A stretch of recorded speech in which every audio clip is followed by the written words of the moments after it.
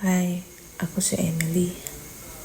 Isa akong OFW dati na nangarap makauwi sa Pilipinas para makasama ang mga mahal sa buhay. Sa wakas, nakapag-for good na. At heto na ako ngayon.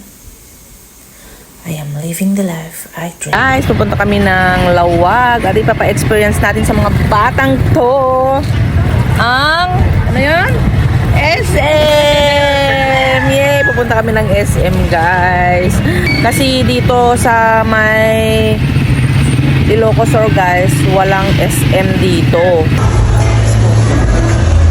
So, guys, nandito kami sa may Robinson Lawag. Bibigyan ko sila ng tig 500 para mag-shopping. Mga batang to, kitang-kita yung kasiyahan sa mukha nila, guys. So, ayan. 500.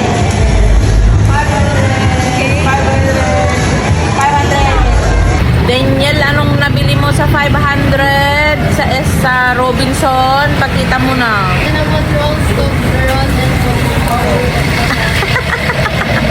Guys, ang mahal-mahal guys sa Roy Robinson. Grabe. Si Gwen. cinnamon rolls, Clip. Yun lang guys, yung nabili ng 500. Ikaw, Teska, anong nabili mo? Ito. brush. At saka damit. Inapay. Inapay. Si Kamika.